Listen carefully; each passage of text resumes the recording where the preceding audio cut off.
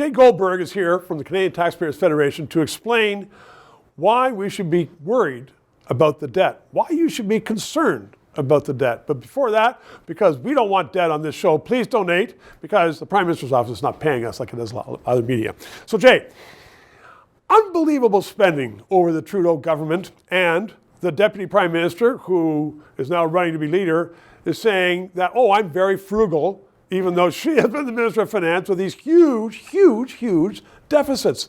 So that's one of the peculiarities of politics and the hypocrisy. But why should the average person care when they're spending billions and billions and billions that we don't have? Well, what I would say is, are you comfortable with the fact that the federal government spends more on debt interest than health care?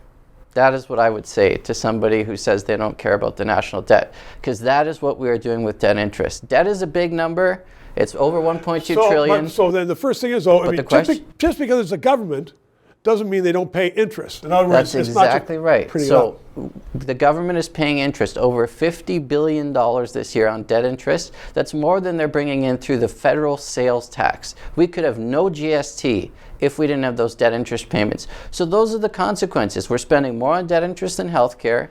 You're spending more on debt interest than you're bringing in through the federal sales tax. So imagine how much better people's lives could be if there was no federal sales tax at all whatsoever. Why isn't this a big issue? Why isn't this a big issue? I didn't know that we're spending more on interest than on healthcare. We are. The federal government now is. Why isn't it out there? As of Chrystia Freeland's last budget, we are now spending more on debt interest than healthcare, and then we're bringing in through the federal sales tax.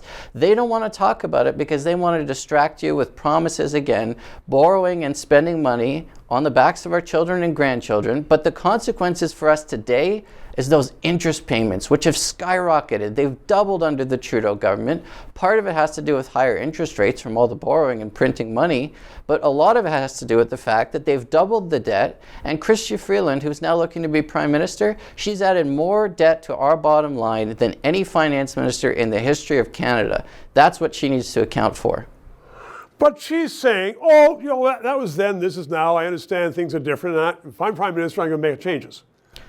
Well, look, actions speak louder than words. How is she going to change things? That's the question. What is she going to cut? If she wants Canadians to believe her, she needs to lay out immediately her plans for how she's going to slash the budget and balance it.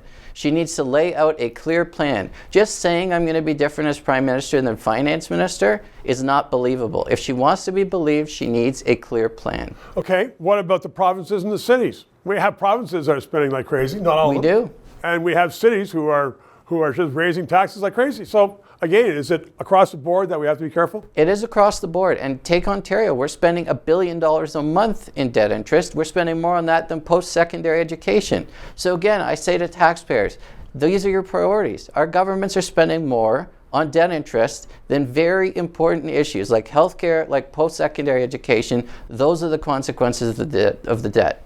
We need better government. Jay, thank you very much. 3 minutes. To those of you who have subscribed and donated, a heartfelt thank you. You're keeping us on the air. If you're watching and you haven't, please try to do so, because 4 years ago we started this show because there needed to be independent analysis. Now more than ever, with the Online Harms Act, once that gets into law, it's been passed once by the House, there are going to be hundreds of bureaucrats censoring the news in Canada, censoring this show. We need to keep it on the air. Thanks for your support.